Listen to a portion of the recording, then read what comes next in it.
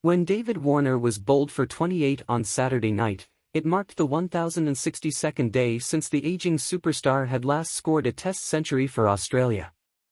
Given the 36-year-old has scored 24 of them during his successful 97 Test career opening the batting, it's quite the anomaly that he's now gone almost 3 years without one.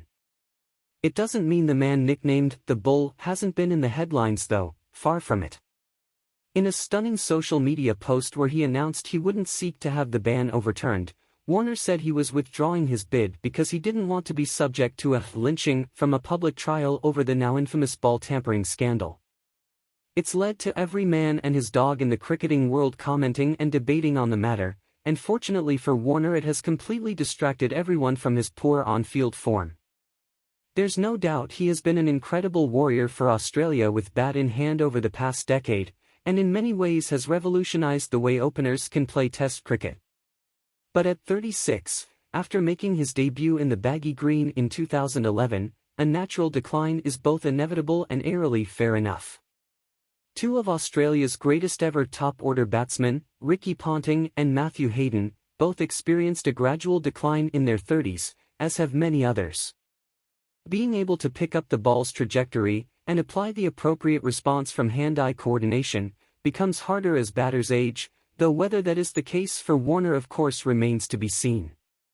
What we can see, though, is the low scores and consistently being dismissed in an all-too-familiar manner, and it is only going to get harder for Warner given the caliber of opponents coming up. I didn't realize it was that lean, to be honest, for half-centuries in his last 26 innings. You talk about how things are getting tougher for Warner with the attack the South Africans have got, Ponting said while commentating on Channel 7's coverage of the Test on Saturday. Well, it's never easy in India either.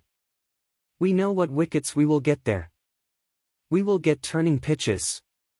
No doubt. It's never been easy for any Australian batsman going there and trying to play in those conditions. Then on the back of that, what's after that? The Ashes, in England as well. We will get conditions that will suit Broad, Anderson and Robinson, said Ponting of the schedule that awaits the out-of-form Warner. He averages 24 in India and 26 in England, so you know it will be an uphill battle. His last Test century came against New Zealand at the SCG on January 3, 2020, and he hasn't been in much better form in ODI or T20 cricket either. Prior to his 106 in a recent ODI against England, a series which appeared to be inconsequential to both players and fans, he hadn't scored a century in that format either since January 2020.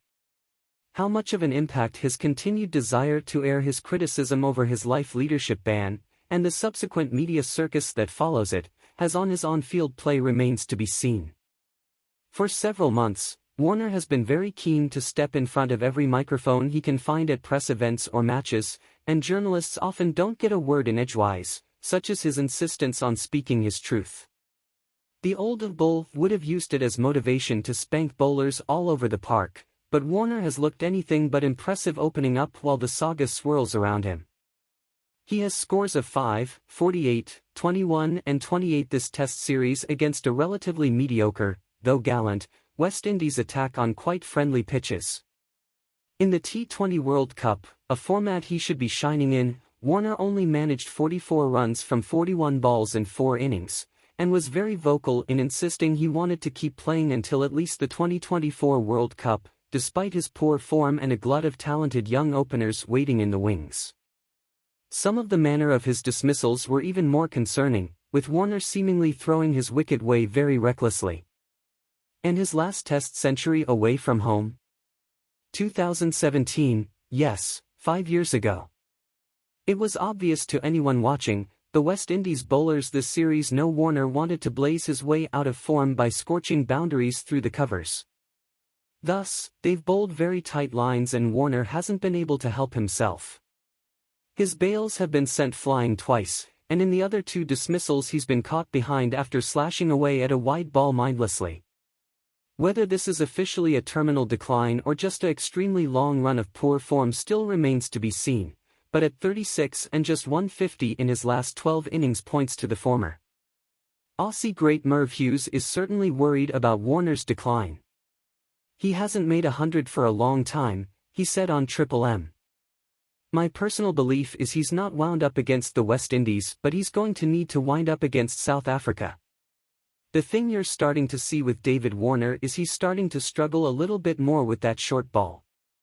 That's an area he's going to be tested by South Africa. That's going to be a big series for him because he's not made the runs in recent times that I'm sure he would like and Australia would like, said Hughes.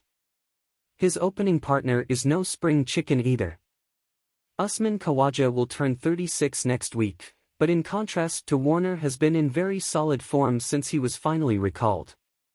It's hard to imagine Warner ever being dropped, but is there someone ready to step in should he finally succumb?